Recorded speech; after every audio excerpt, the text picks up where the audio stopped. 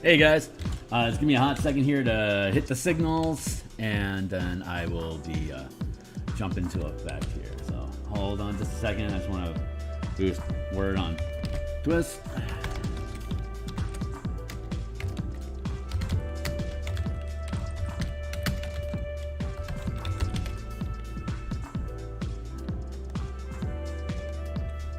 There we go. That should resolve everything, and let me see what we got going on here to refresh, and just making sure I'm doing things proper. Live now equals blurb equals word on twist. Okay, that sounds pretty good. Cool. Hey guys, I'm continuing our production for Elemental Key that may get disrupted at some point if my I might have to mute out or something for a call that comes in. But assuming everything stays copacetic, then I'm just going to be doing some stream for a while. And I'm just here. Let me make sure I'm still sloppy at setting stuff up and making OBS work, which is all new to me. So I just want to make sure that looks okay. Looks like that looks okay.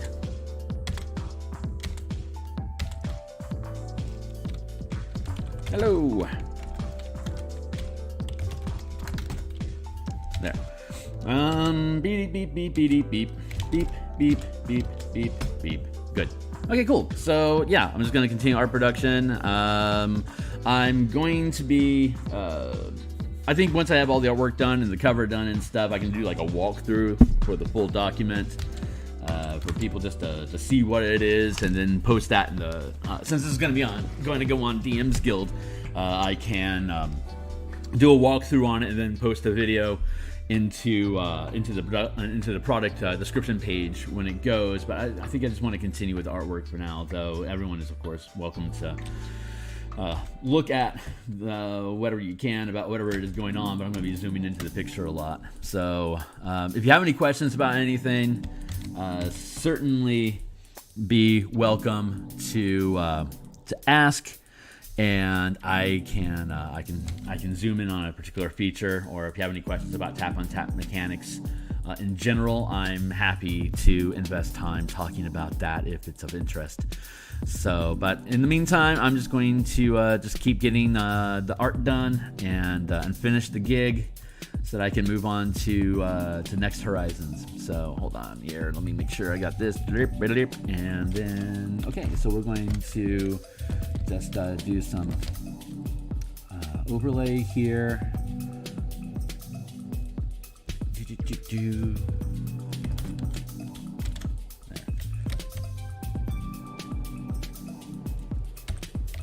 It's real simple at first, and then it'll just continue to escalate as we go in level of detail.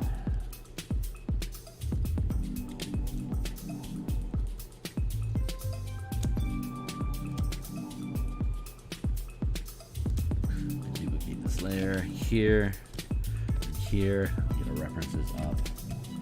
So I'm borrowing from a Johnny. What a hoss.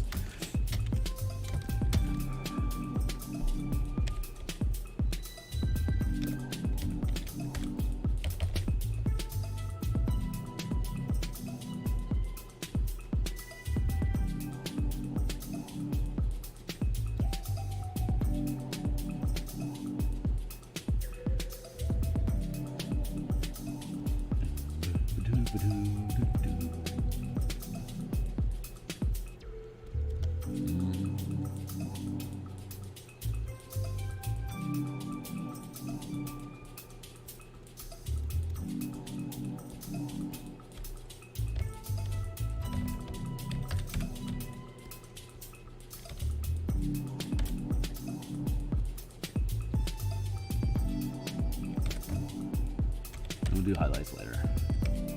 Right now we're just going to focus on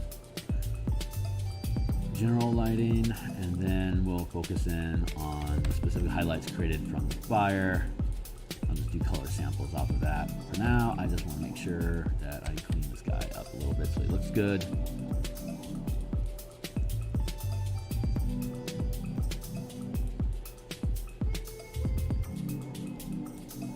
I might be streaming here for like maybe 30-40 minutes. We'll see how that goes. think I got brunch coming up with my gal here in a little while, so I'm just waiting for her to ping.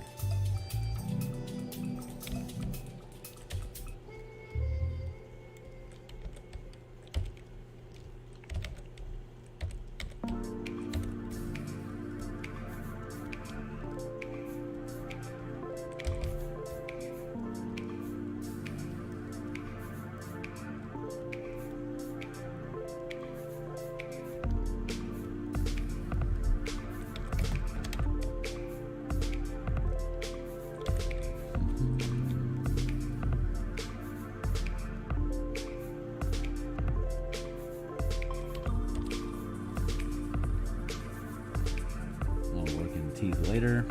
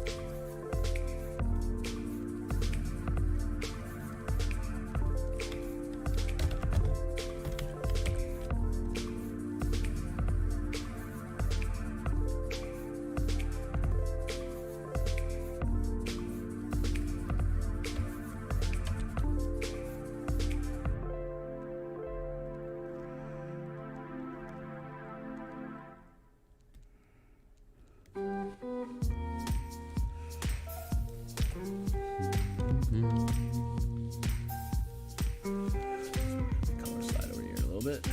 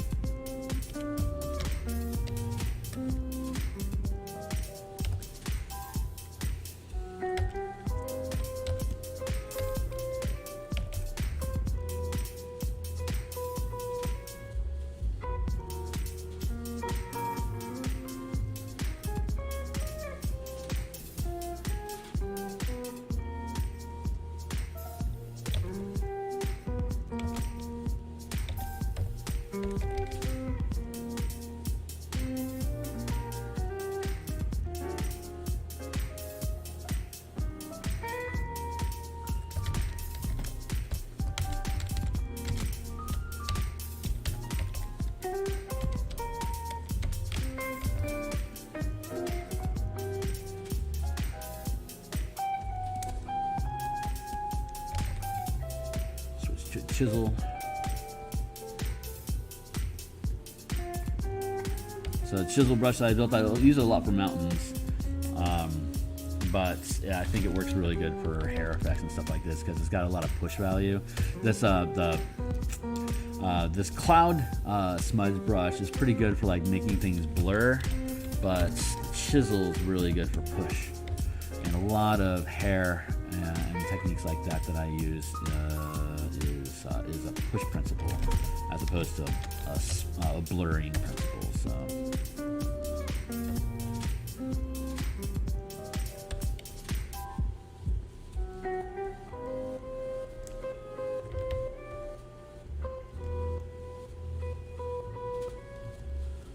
Much better for sculpting hair and stuff like this. Makes it a lot easier.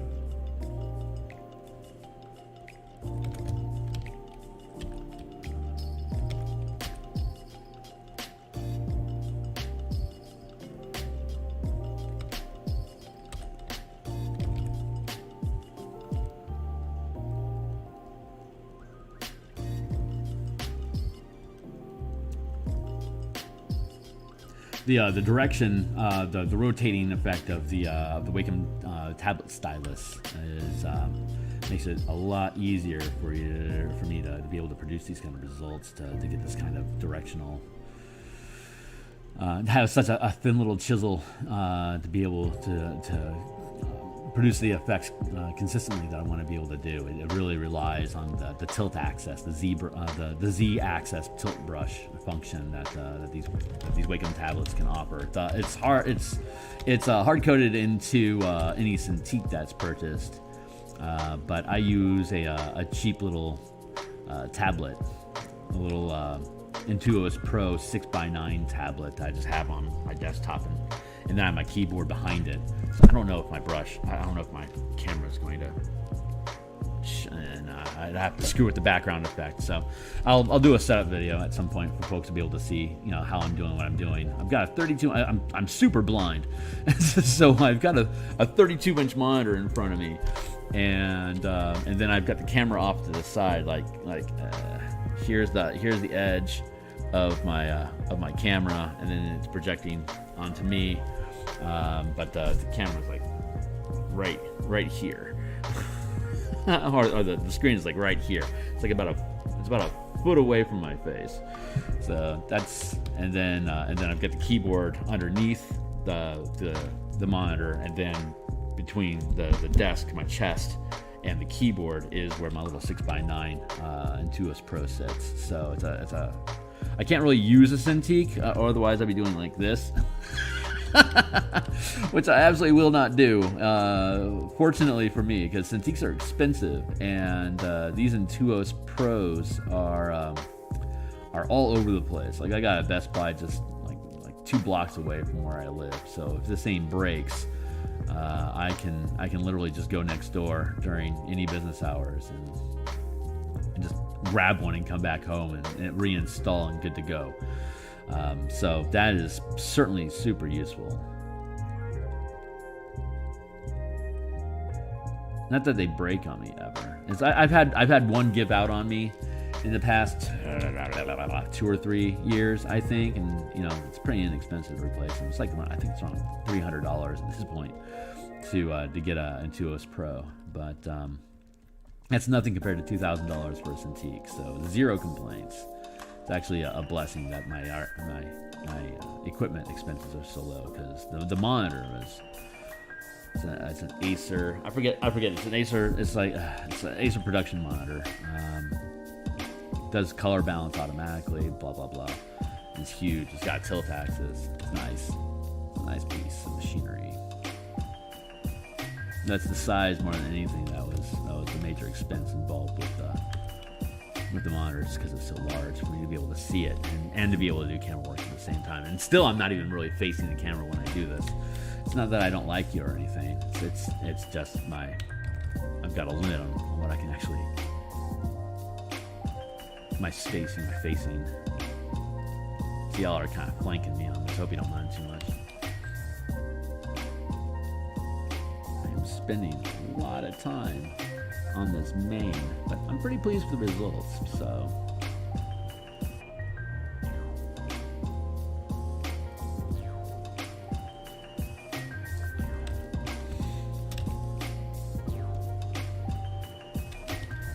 So let's do a check here. That's there.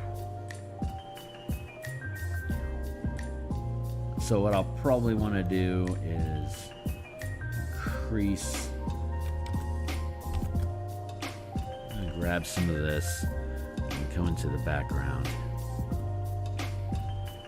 Over on Fry Mini's channel yesterday, we were talking about contrast of foreground and background as a means to be able to manipulate how your eye is receiving the images. Click on it.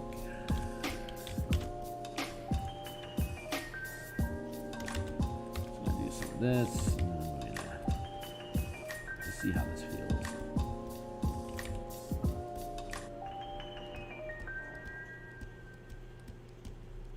I bet I'm going to just say no to that. But I want to play it out just for a few minutes just to see how it shakes.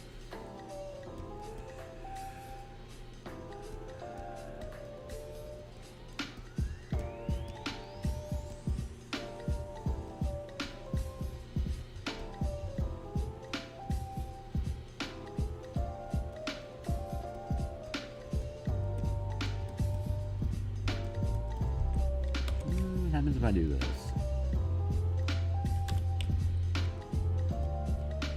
Yeah, hard no. What about this?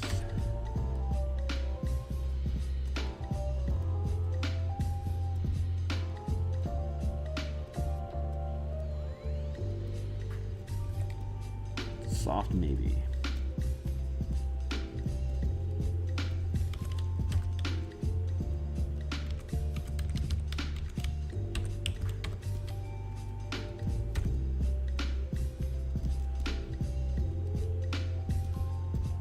Yeah, that feels pretty good.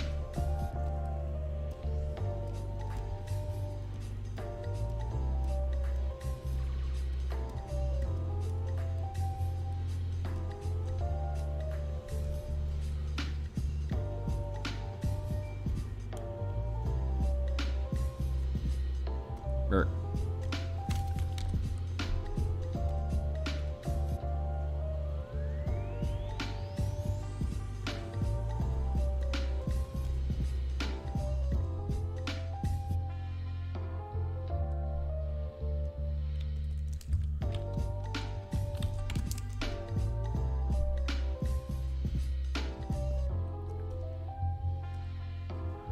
This is going to be where I'm going to put in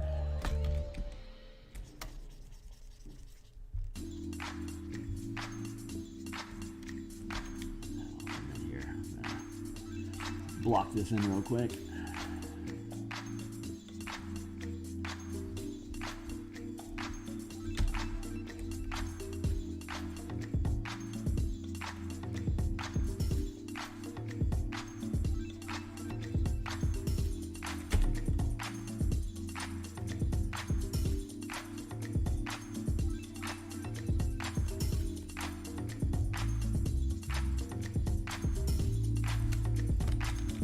I'm going to approach this differently. You know what? Yeah, I'm going to approach this differently. I'm going to take this thing. I'm going to drop it down here. Dun, dun, dun, dun, dun. Burp.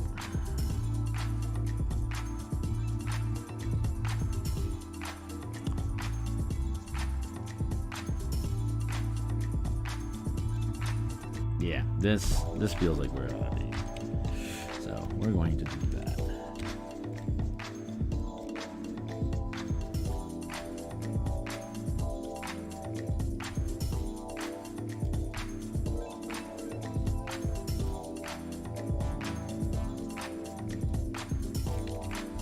Grab that chisel.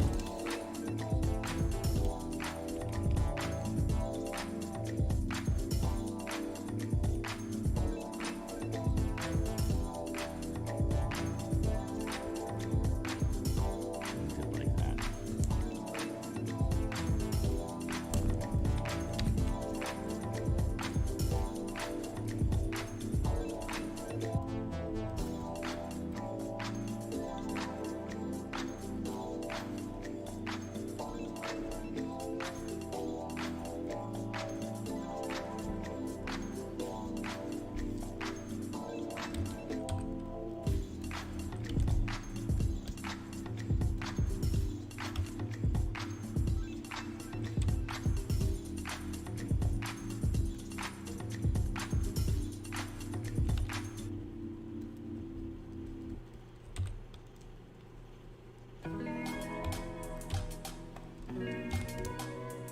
Chisel.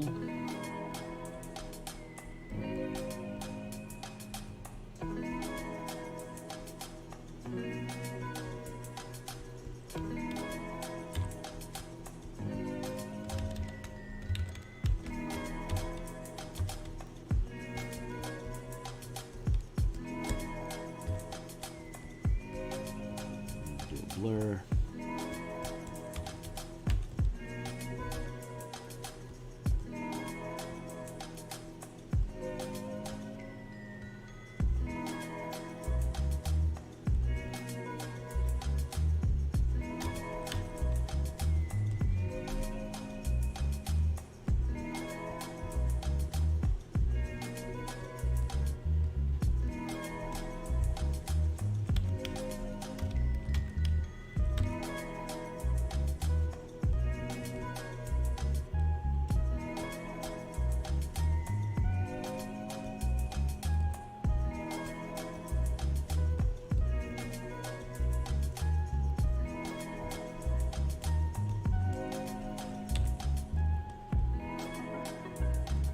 There's a disturbance in the course.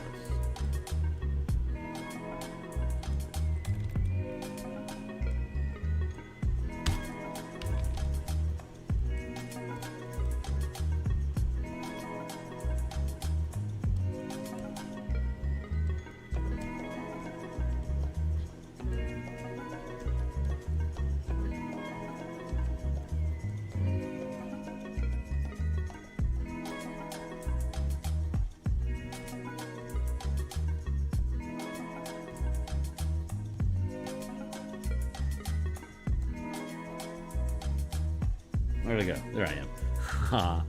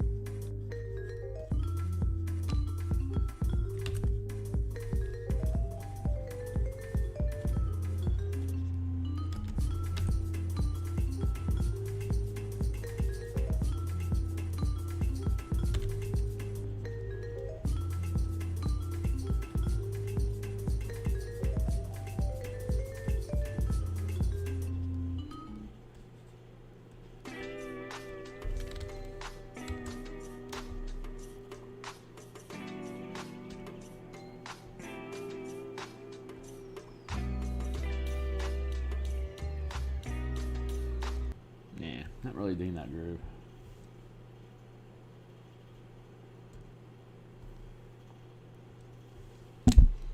Switch the beat.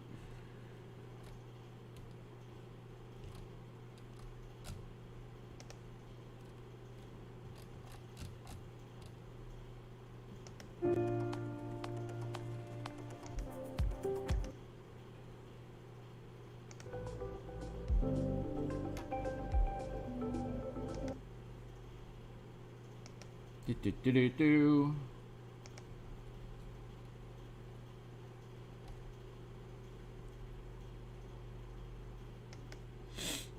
Let's see. Where am I at here? Burp. All tracks. Sorry for the delay. There we go.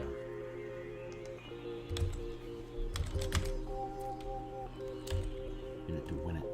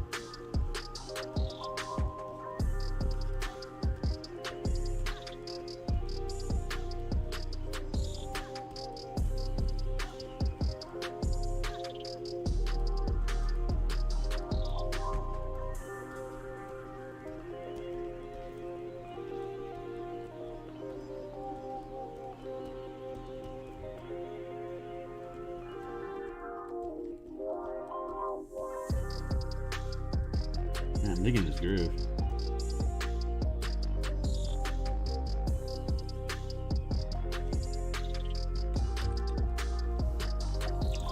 Okay, that feels pretty good. Maybe I want to.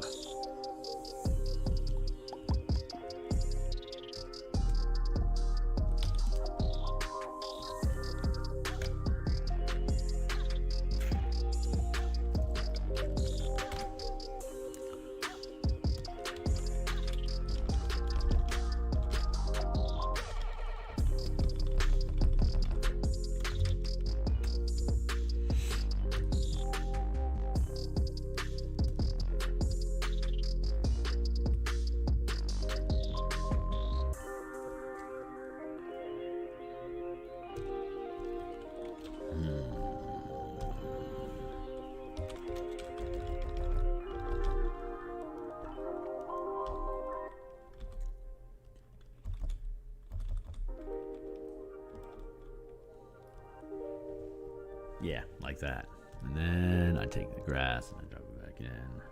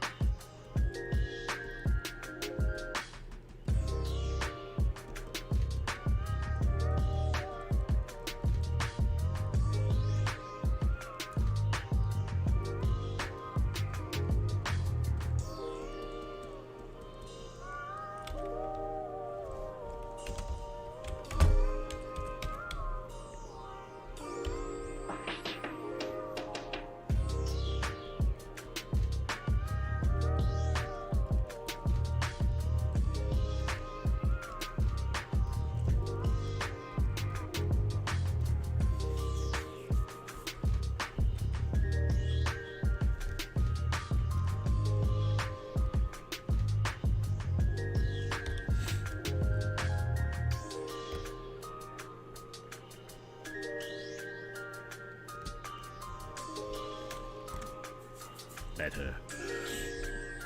Catch ally here. I'm gonna foreground this a bit.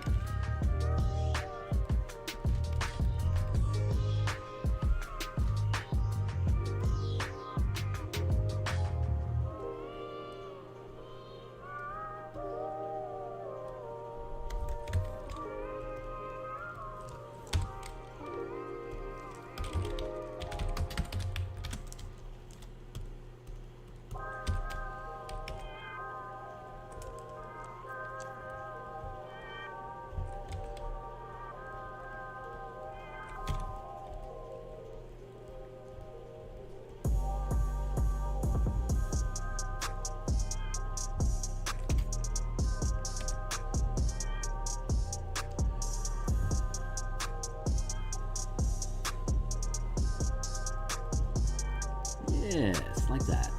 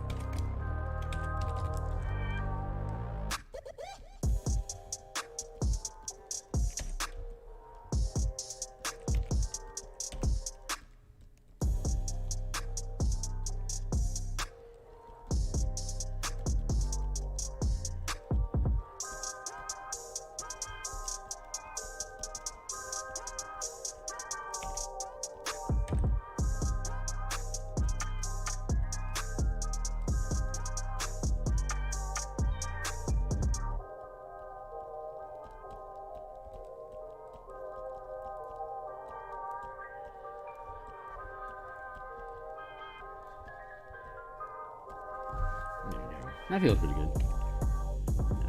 Match a little bit, and okay, cool. So we'll sit on that, and let's get back into this guy.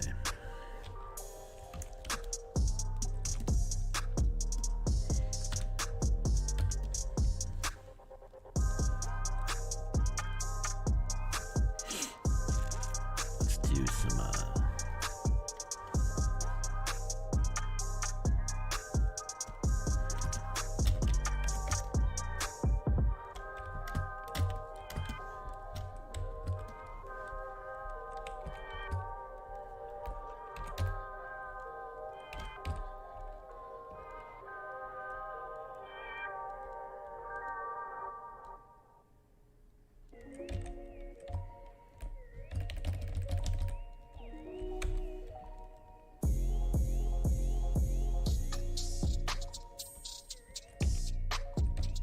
where am I at? There I am. This is zoom in a little bit more instead of making my face all weird.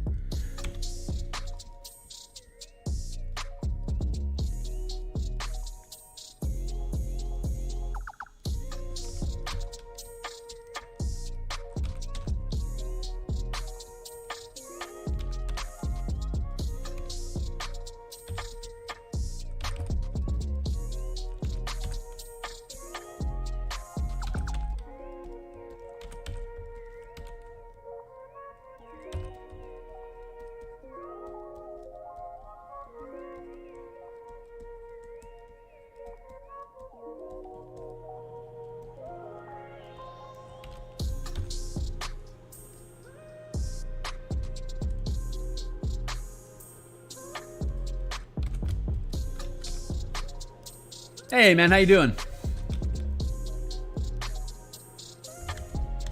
How long ago did that come in? Because God knows if you're even still here. Yeah, you're still here. I really appreciate that. Hey man, how you doing?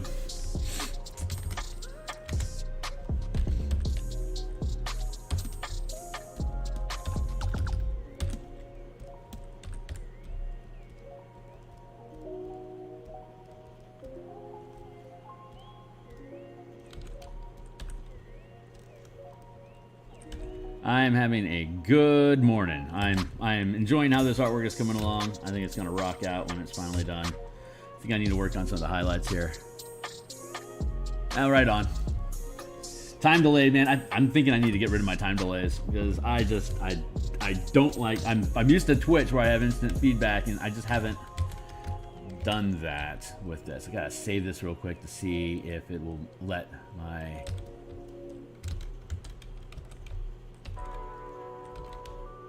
Sometimes my Photoshop locks up. Yep, Photoshop locked up. So save, I gotta restart that. Hopefully it'll kick in.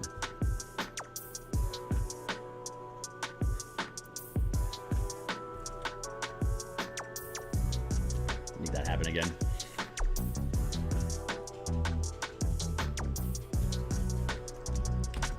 There we go. Cool beans. I got the colors I want, and I'm going to. I think I'm gonna fade that out a little bit there, and then we're going to drop in a new layer.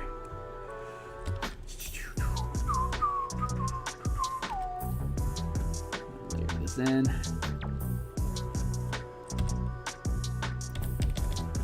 I'm going to use the Chisel Brush here.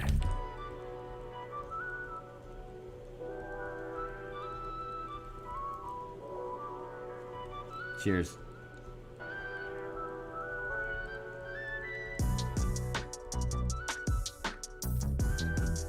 Oh, thank you. Johnny makes it easy. Pulling reference art for MTG cards is it certainly makes my life a lot easier. It's I think that's one of the reasons why I really got into color mana ideas in the first place, is because once Ravnica was a thing for D&D, it kind of opened up the possibility of, well, let's like we see I always blank out on names when I try to think of them when I'm doing stream, because I can't reference information, paint, and talk at the same time. I think I have like a 2-item max limit of what I can actually do intelligibly at a time. But there's more and more streams that are coming out talking about like converting cards or MTG ideas into D&D, either lore wise or mechanically, and obviously I dive a lot more into the mechanics audience than anything else. But I'm loving it, and being able to reference off of MTG cards for character ideas and stuff is just super fun. I'm gonna grab some of this, and then push that, and then take the chisel, and then pull it. And then I think I'm going to take a break from the main because I'm pretty happy with where it's at. Actually, what I think I'm going to do is seed all of that, take care of that. I'm going to work on this ally back here. I'm going to drop back into black and white.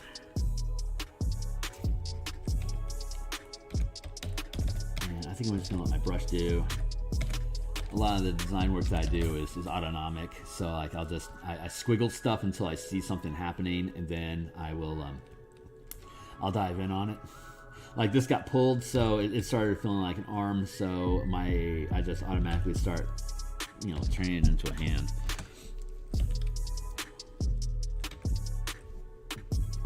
I've got some brunch coming up with my gal sometime soon, maybe in the next 20 minutes or so, depending on what her timing is.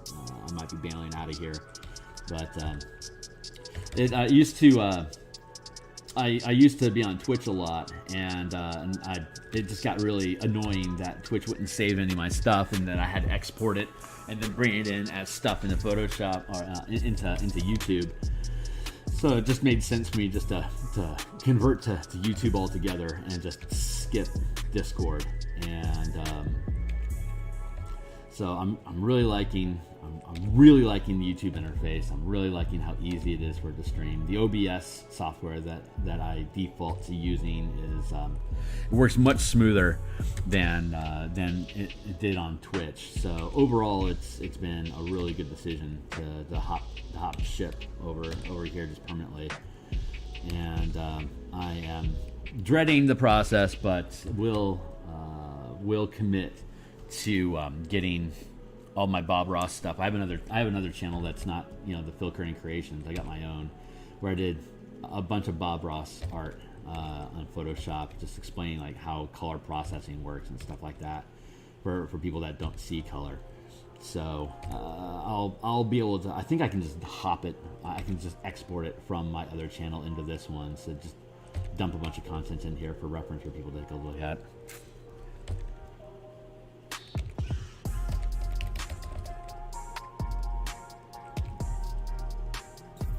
I dig it too.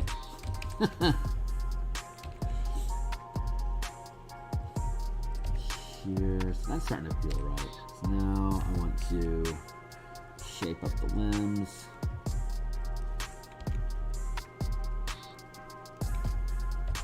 Where am I at? There I am.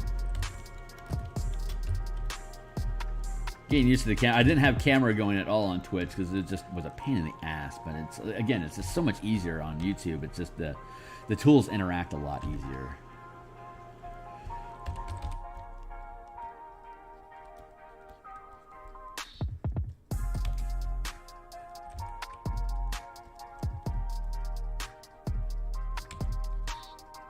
Yeah, I really gotta get rid of this delay. I will figure that. I think that's just a setting that I can have on YouTube, and once I figure that out, it'll be much easier for me to interact with people. I did like the real time, like zero delay. It's not like I'm a huge channel. I have a bunch of spammers trying to put weird stuff on my stream or anything.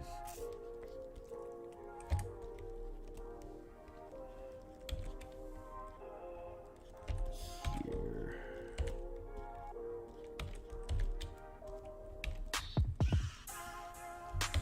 I'm starting to lose the energy of the pose, so I gotta reassert where the angles are at. That'll work. Here.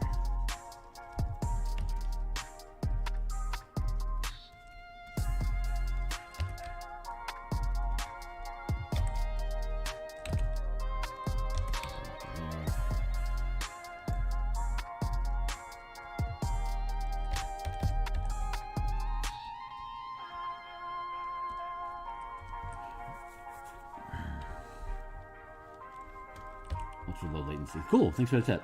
I will track that down.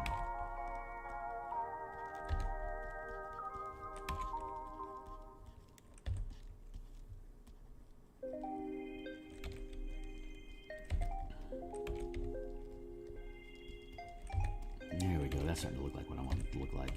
So we're going to come through here, just carve out some stuff here, here.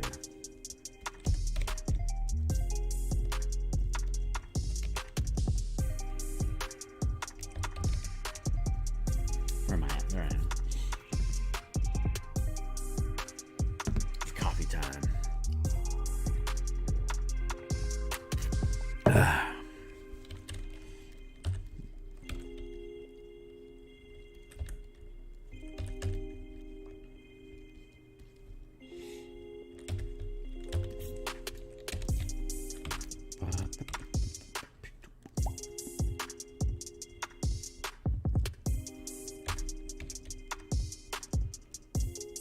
Nice.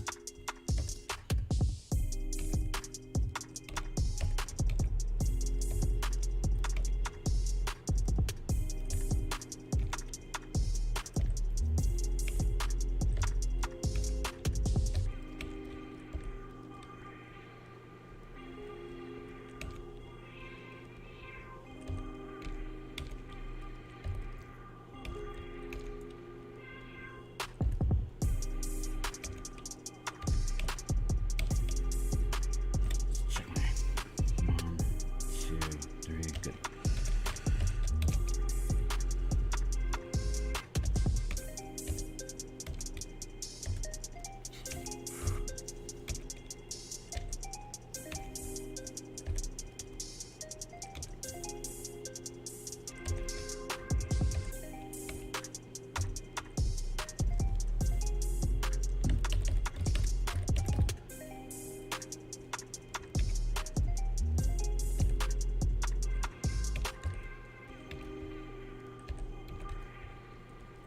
Here, pop, pop, pop, pop.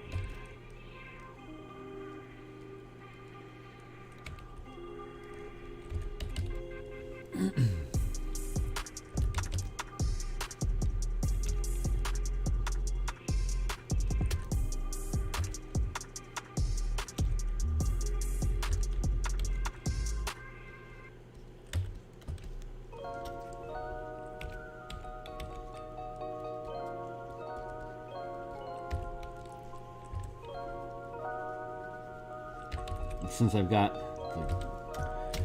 the brush effects going, I don't have to do the full body. I can lift them up a little bit here.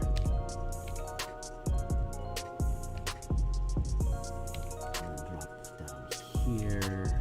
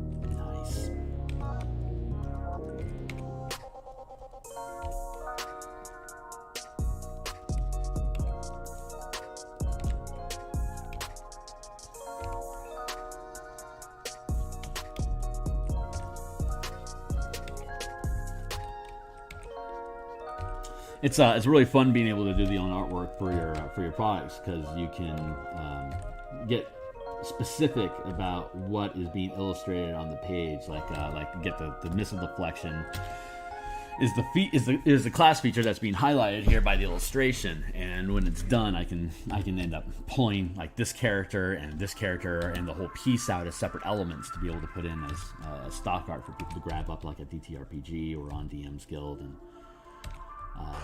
if I can ever give myself a break to not actually produce art, book content and like development and editing and writing and all that stuff, and just take a break, I can start exporting some of these things into product packages and actually put them on the guild for people to purchase. It's fun because I only have like maybe 30 pieces that are on DMsGuild right now, and it's cool seeing that different pieces are being picked up each month. Like Dyson Logo has got a ton of following on Patreon, and Dean Spencer, for example, has been doing it for freaking ever, and he focuses on DTRPG. But it's really cool seeing that's when you produce something and you see people purchase it. And then like a month later, you see a product pop up on the DMsGuild using that art as a cover, or and the samples as part of the interior art. It's very inspiring and encouraging just to keep doing it, to make the content be available for folks to grab up, and it just becomes stuff to do. So very proud of that, and it feels really nice. Yeah. Oh God, I've got like 150 pictures that I haven't packaged for sale. Like if you search my name, Phil Kearney, on DMsGuild, and you'll see all the different books that I've made, and all the artwork that's in all those books is mine. It's stuff that I've produced. And I feel like I got like there we go. There's like a little artifact that was sitting on my face. Anyway, yeah, so but all the packaging and like the product description and stuff like that it takes to actually make the thing go, like to actually put it up, is just I dread it. I hate the marketing side of art production. I just want to make more stuff. I don't want to invest my time in marketing and product descriptions and all that stuff, but that's my next level of professionalism, to actually get to the place where I enjoy that process and invest the time to actually be able to grow the brand. And I want to get to a place where I've got a Patreon set up, and I'm where I can get to a place where I'm just like doing MTG card conversions, and then like building subclasses or monsters or magic items out of MTG ideas, and then just post those on Patreon, and then do the artwork for those pieces, and then post those pieces up for stock art for people to use in their own stuff. That's the dream, and I can get there. It's just I got a bunch of mechanics that I got to get published on DMsGuild first, so that there's references for like where did the idea of a Swiftblade, like a Boros Swiftblade, come from. It's like, well, it's once I get the martial mechanics done for like rogue and fighter classes to be able to use color mana, then I can use those tools and extrapolate them into like a Rakdos version versus a Boros version versus like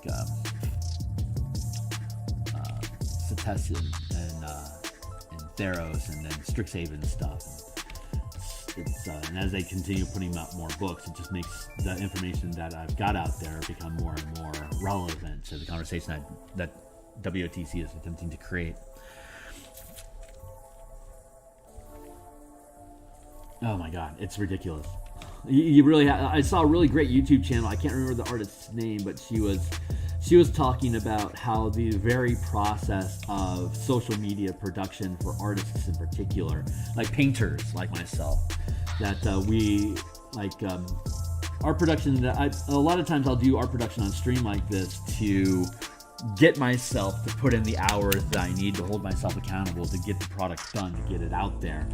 And plus, being able to talk about stuff while I do it's a lot of fun. But there's this thing called flow state that a lot of artists, especially illustrators, and writers can get into, where they turn off their brain and they just let the reflexes of creativity kind of take the wheel and run with, and then you turn off your brain, and then when you look up from what you're doing, you realize, oh my god, during the course of this conversation, I created this from doodles.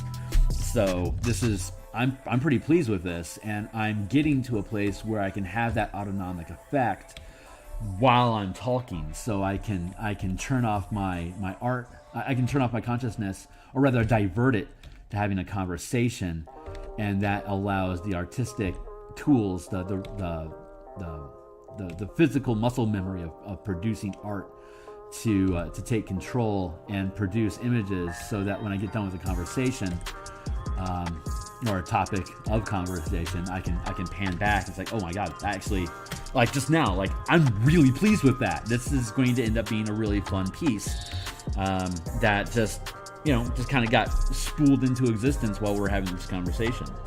And but social media destroys it, because your need to engage in these like little micro transactions of responses and conversations and posting little quick quibs and 150 character or less responses, it destroys that ongoing flow state that relies on you being able to have like this specialized form of concentration, where you are actively not thinking about what the body is doing oops, that's the wrong button, in the process. So anyway, it was really interesting to see that conversation point come up, because the lure of checking up on, has anyone responded to my comments? Have I gotten any more likes of the last illustration that I posted? Has anyone made a purchase of anything I have online in the past 20 minutes? The habitual need to have that self reassurance and reassurance is destructive to the flow state process that lets you produce the stuff that you want to get commented on in the first place. The more you rely on having people take comments and give you praise for what you do, the less capable you are of producing the content that they would praise in the first place. So that's I just saw that maybe 2 days ago. So as a result of that, I've almost shut down all of my Facebook and Twitter activity, because I want to instead divert that energy here into producing more artwork, and if I'm going to produce more artwork, then into stream while I do it to be able to interact with folks. So anyway, long story short, and I think I'm pretty good with that guy for now. So yeah, exactly. All the angles, the slings and arrows, as it were.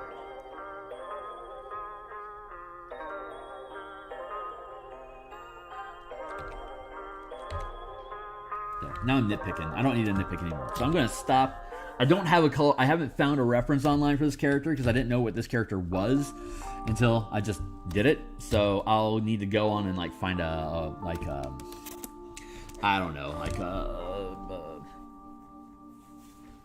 maybe I'll reference something from Celestia or maybe Witherbloom, and pull color samples from there. But that's pretty good. So I'm going to dive back into the Ajani piece. I mean, it's not actually Ajani, but that's the referencing that I'm using. So that's the language that I call it. What is this? That is grass, and that is sky background. So that collapses there. And then we're going to go over here to Catch Leonin. There we go. And that's the hair that I did there. So that sits pretty. That's sitting pretty. There.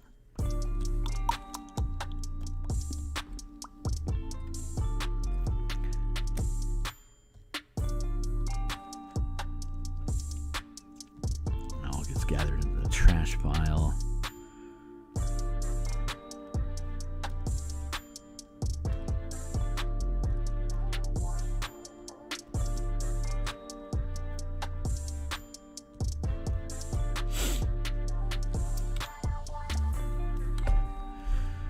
I'm gonna duplicate this, and then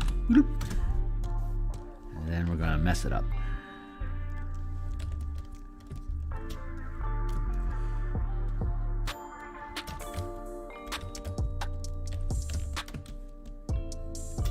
Color samples. I need a brighter color sample than that.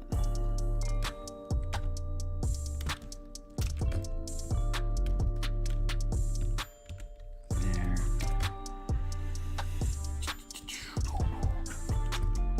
That would be good.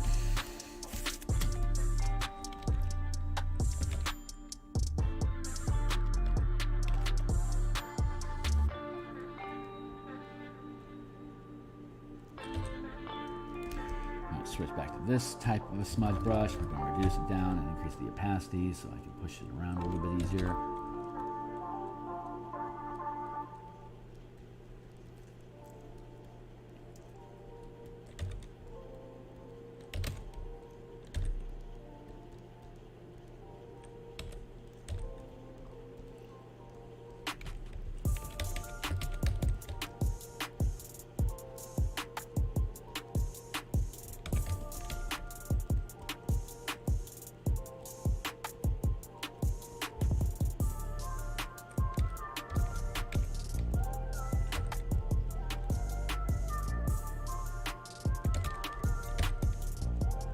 Yeah.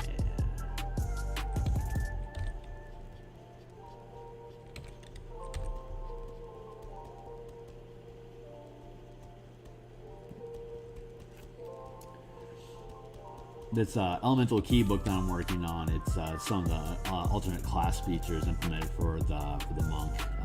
Added medium armor as a default proficiency that they gain, not shield, it's just medium armor, light medium armor, so they can utilize that.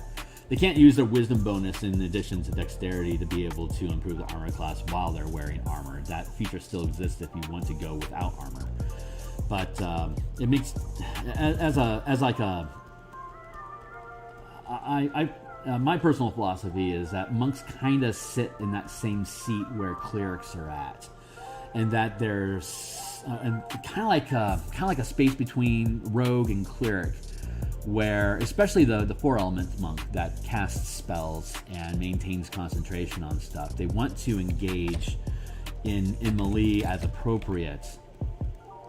So they're sometimes a frontline fighter, more of like a midline fighter, or if you're going to focus on stunning attacks, a skirmisher. And so giving them medium proficiencies, well, honestly, it opens up the design space to be able to depict them with armor, which as an illustrator I love, but I also have a lot of practical experience from martial arts training myself of actually wearing armor and sword fighting and stuff like Japanese Oyori armor, like with large shoulder plates and the bands. It's actually banded armor covered in leather, and all the crazy martial arts stuff that you expect martial artists to do, like locks and throws, and that's all equally capable in armor versus unarmed, and it's obviously a lot easier to do unarmed.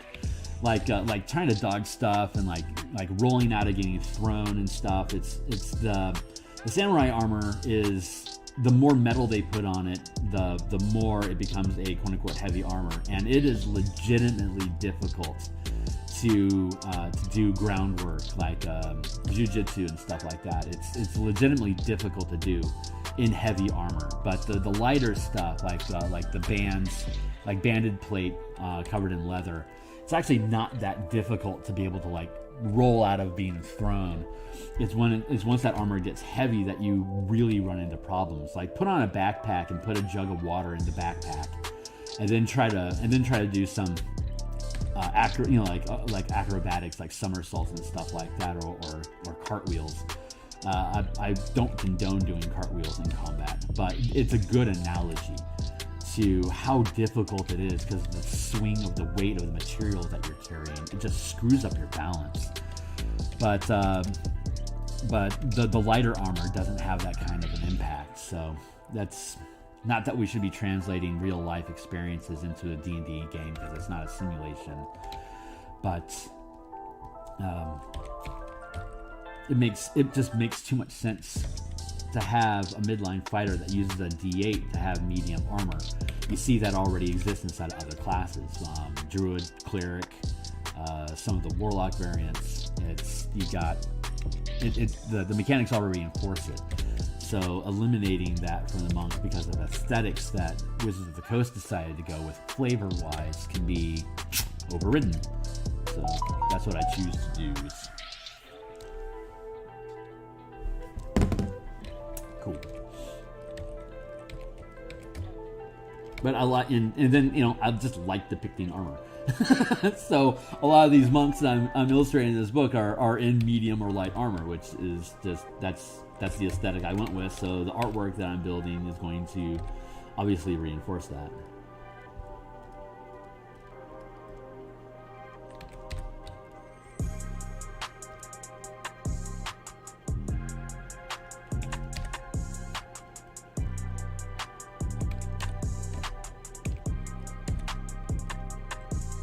But at the same time, you can't make design decisions like that and then go look for stock art that's going to be appropriate for what you're trying to do, because Wizards of the Coast is only providing the imagery that fits the aesthetics that they choose. So, anyway. Man, I'm liking how this guy's looking. Freaking dope. Freaking dope.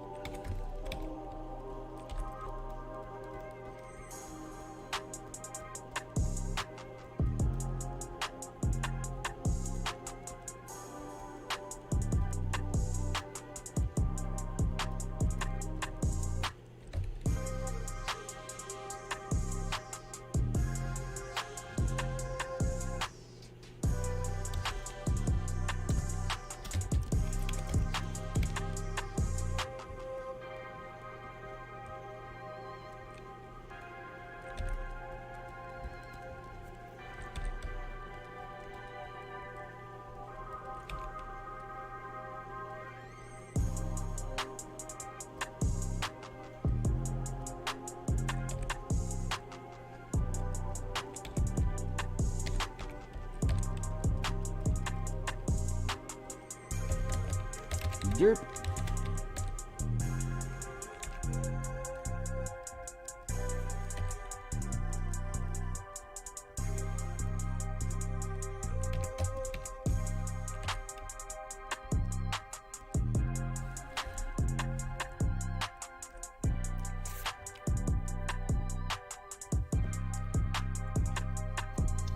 Yeah, exactly.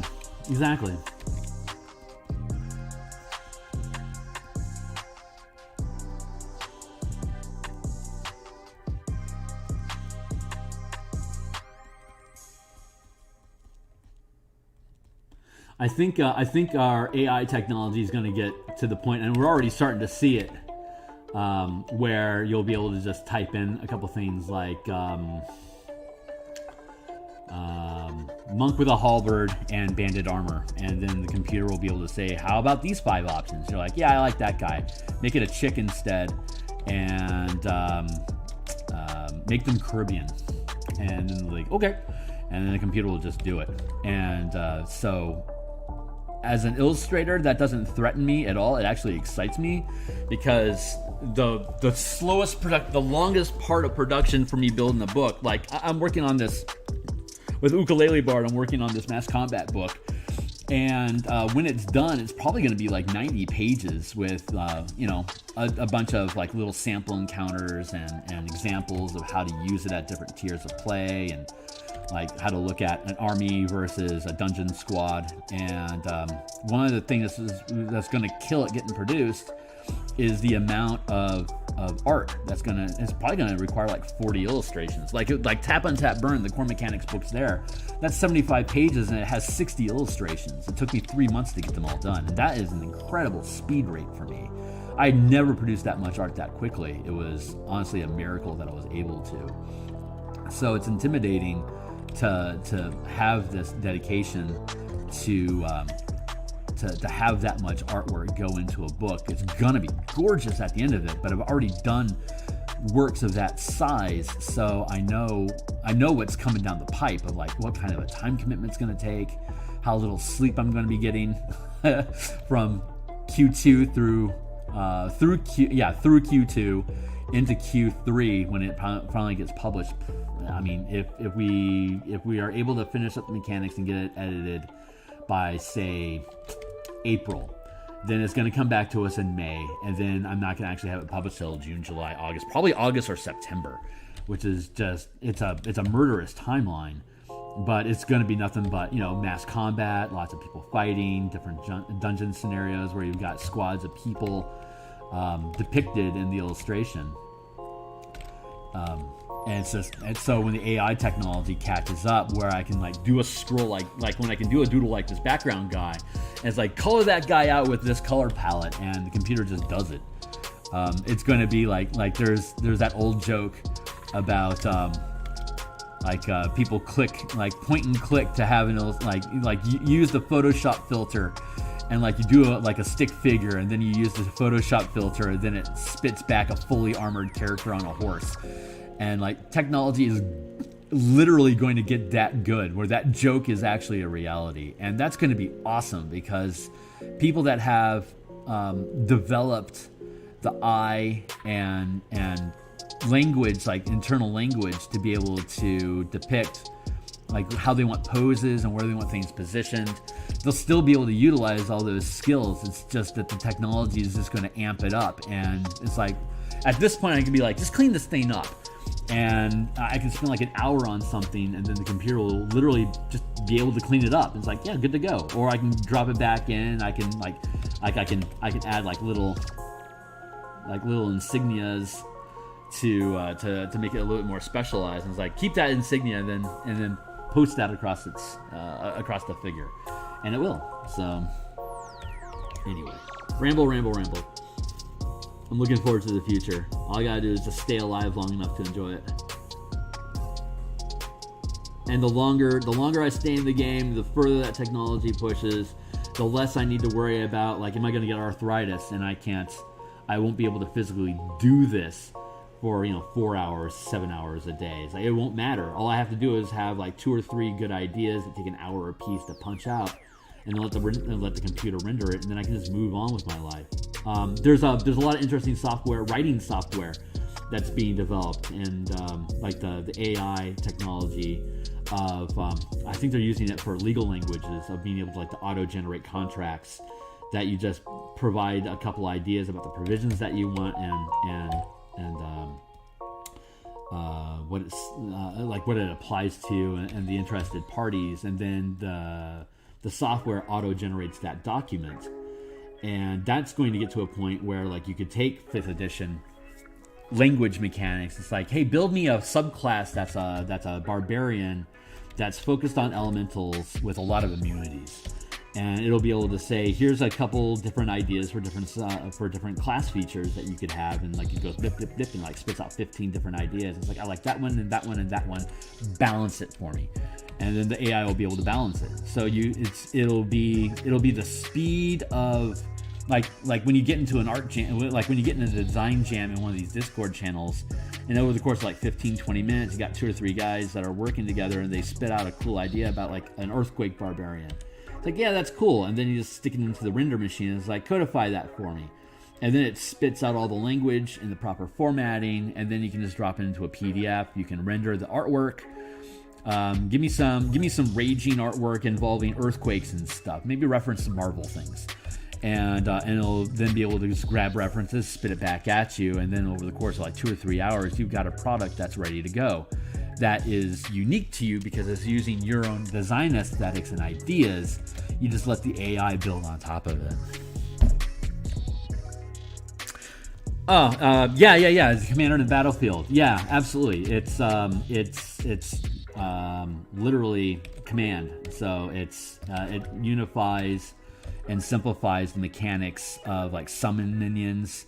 And then once you codify like what kind of scaling, damage, hit points, resistance, effects you should have at different levels in command of different minions, then you can convert it either into a corresponding spell level or you can just go pick up hirelings and do it that way instead. So it's pretty smooth. It's a smart piece, and it'll allow us to do things like convert Test of the Warlords from first edition, like the companion box set.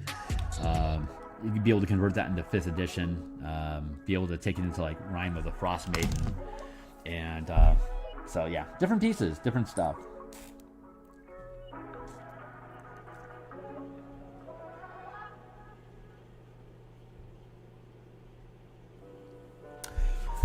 Looks like I've got a phone call I need to make, so I'm going to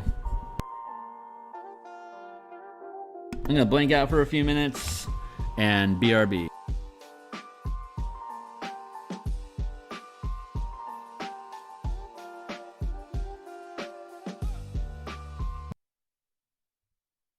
Muted.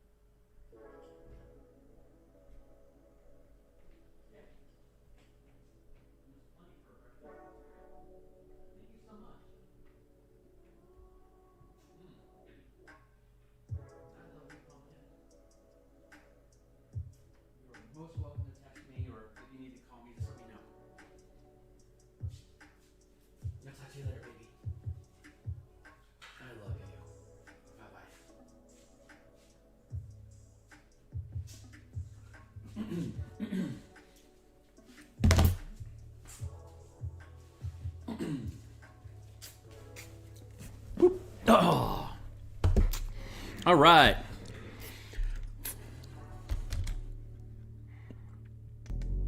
We are in it to win it. Looks like I got another couple hours back on me. Oh, thanks for the warning.